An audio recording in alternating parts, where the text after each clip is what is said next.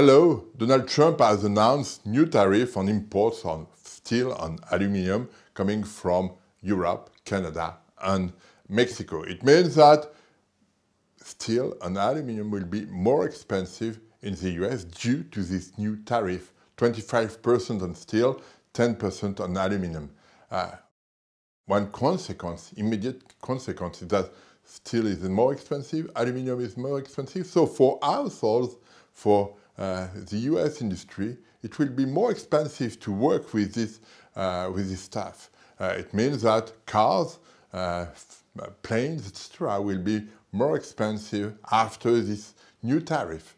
It changed picture. And for a household, it will be very interesting to see what will happen, because since the beginning of the year, there is lower tax rate for household, but it will be rebalanced by higher price on cars, for example. There was an example in the Washington Post saying for a household in the US with $900 of tax rebate due to the US policy, it will be balanced by this new tariff. It will cost $500 more to buy a car for this household. So there is something very weird in this specific policy.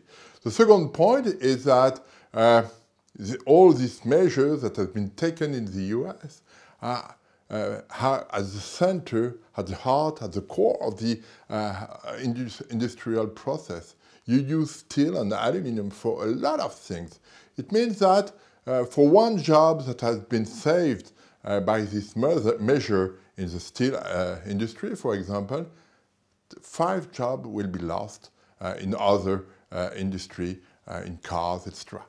So there is a very high cost for this type of measure. We remember that when George Bush in 2002 has taken this kind of measure, the net job loss was 200,000 jobs for the US. It's very expensive, very important number. And so we have to imagine that it could be the same type of figures, same type of number for this new measure from the White House. What is interesting is that there was retaliation from Canada and Europe. And what Europe has said is very interesting. It says, Jean-Claude Juncker said, we will target jeans, trousers, we will target Bourbon, we will target motorbike and different stuff of this kind. And it's interesting because it's just consumption good. It's not goods that are at the center of the industrial process, contrary to what has happened in the US. So it means that if we have higher taxes on the motorbike coming from the US, it will not change. It will not create a strong rebalancement in the industrial sector in Europe. And so the impact will be much lower for the US, for the European industries that it can be for the US industries, due to the fact that steel and aluminium are at the center of the industrial process. So at the end, we will all lose if we continue to have retaliation measures from the US to Europe, from Europe to the US. We will all